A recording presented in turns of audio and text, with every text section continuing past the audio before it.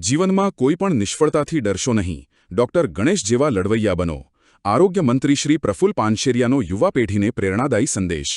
Bhavnagar civil હોસ્પિટલના સેવાભાવી તબીબ ડોક્ટર ગણેશ બારૈયાનું ગાંધીનગર ખાતે સન્માન કરતા આરોગ્ય મંત્રી શ્રી પાનશેરિયા.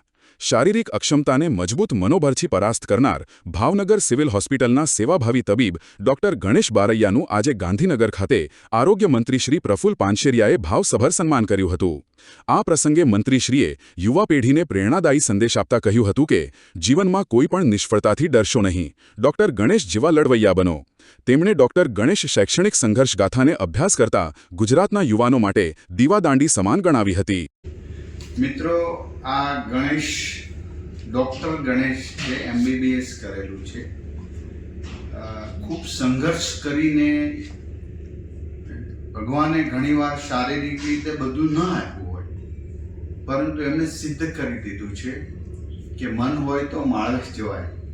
તો આજે ભાવનગર સિવિલ હોસ્પિટલની અંદર એ ડૉક્ટર તરીકે કામગીરી ફરજ બજાવી રહ્યા, સેવાભાવીથી કામગીરી કરી રહ્યા છે. ડૉક્ટર ગણેશે ખૂબ સંઘર્ષ કરીને MBBS પૂરું કર્યું છે. આ ટીનેજર અને યુથને હું સંદેશો આપું છું કે તમે હાર્ડ વર્ક કરશો, મહેનત કરશો, તમે દ્રઢ સંકલ્પ રાખો તો આ જો ગણેશ ડૉક્ટર બની શક્યા હોય તો બીજા કેમ ન બની શકે. એટલે માત્ર ડૉક્ટર બનવું એ નહીં, એન્જિનિયર અને કોઈ પણ ફિલ્ડની અંદર તમે જાઓ, યુવાનો કામ કરો, હતાશ નહીં થાઓ, કર્મ કરો. એમણે કર્મ કર્યું છે. હું એટલા માટે એમને આજે સન્માનિત કરી રહ્યો છું કારણ કે કેટલાય સ્ટુડન્ટ્સ વર્ષ દરમિયાન આત્મહત્યા કરી લે. તમે ક્યારેય તમારા મમ્મી પપ્પાના કલ્પના કરી છે કે એનું રુદન કેવું હશે? તમે આત્મહત્યાનો વિચાર સુધા એક યુવાન દીકરો કે દીકરી કરશે તો તમને ખબર છે તમારા મમ્મી પપ્પાની હાલત શું હશે? તમે એમના જીવ છો, તમે મમ્મી પપ્પાના સ્વપ્ન છો. મારા મેડિકલ કોલેજની અંદર જ્યારે પણ આવો અણબનાવ બને, હમણાં જ 1 મહિના પહેલા અણબનાવ બન્યો, આત્મહત્યા કરી દીકરી, ત્યારે ખૂબ દુઃખ થયું. કારણ કે મમ્મી પપ્પાએ સ્વપ્ન, અરે તમે નાપાસ થાવ, બીજી વાર પ્રયાસ કરો. દુનિયા આજે અંધારું છે તો રાતના અંધારું સવારે સવાર થવાની જ છે. તો આજે હું યુવાનોને સંદેશ આપું છું, બધા જ ભણતા વિદ્યાર્થીઓને, ખાસ કરીને મેડિકલ કોલેજ અને એન્જિનિયરિંગમાં જે વિદ્યાર્થીઓ ડિપ્રેશનમાં આવી જાય છે, જે હતાશામાં આવી જાય છે, એ તમે આવા ઉદાહરણ જુઓ. તમે ગીતાના કર્મવાદમાં માનો ને તમારા મમ્મી પપ્પાએ વાવેલા સ્વપ્ને નાપાસ થઈને મમ્મીને ફોન કરો, હું નાપાસ થયો છું, નાપાસ થવું અને હું ફરી વખત ટ્રાય કરીને પાસ થઈશ. આવા આભને આંબે એવા સ્વપ્ન સાથે તમે તમારા મમ્મી પપ્પાનું જોઈને આગળ ચાલો. નહીં કે એક ડૉક્ટર ન બનવાથી દુનિયા છીનવાઈ નથી જતી, ડૉક્ટર બન્યાથી દુનિયા જીતી લેવા જેવી નથી.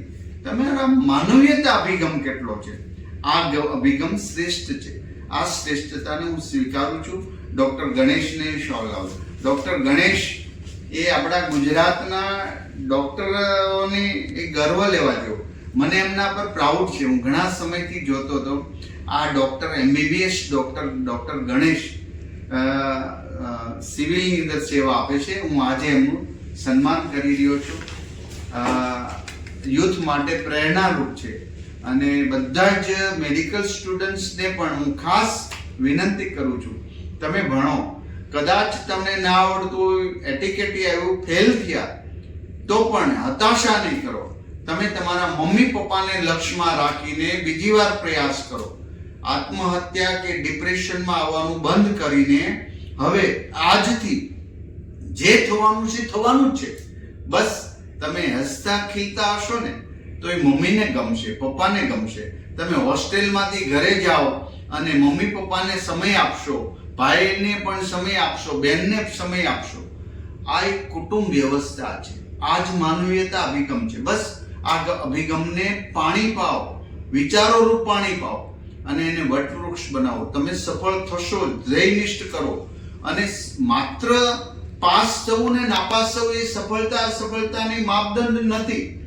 તમે કેટલા ખુશ રહી શકો છો, તમે બીજાને કેટલી હેલ્પ કરો છો. હું ડોક્ટર બનીને અનેક દર્દીઓને મદદરૂપ થઈશ, આવો દ્રઢ સંકલ્પ કરીને આગળ વધો. ખાસ કરીને મારા હોસ્ટેલની અંદર ભણતા દીકરા દીકરી મેડિકલની અંદર એમને મારો આ સંદેશો છે, સંદેશો પહોંચશે, મને વિશ્વાસ છે.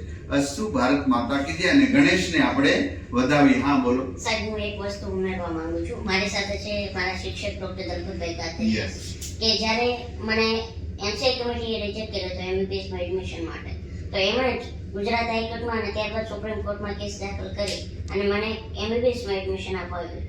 તો હું આપના થ્રુ એ જણાવવા માંગુ છું કે શિક્ષક કેવો હોવો જોઈએ એનું એક શ્રેષ્ઠ ઉદાહરણ મારા શિક્ષક છે ડોક્ટર દલપતભાઈ કાતરિયા. અને વિશેષ મારી સાથે મારા મેડિકલના સિનિયર મને માર્ગદર્શક ડોક્ટર યશભાઈ દવે છે અને ડોક્ટર અક્ષયગીરી ગૌસ્વામી અમારા ગવર્મેન્ટ મેડિકલ કોલેજ ભાવનગરના જનરલ સેક્રેટરી છે.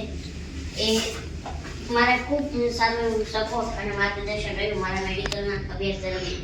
અને અમારા મેડિકલ કોલેજના ડીન શ્રી ડોક્ટર ચિન્મય શાહ સાહેબ અને મેડિકલ સુપ્રિન્ટેન્ડન્ટ સાહેબ અશોક વાળા સાહેબ, એમનો પણ ખૂબ સારો એવો સપોર્ટ રહ્યો કે એમના કારણે જ હું અહીં સુધી પહોંચ્યો છું. તો એમનો પણ દિલથી આભાર માનવાનો છે.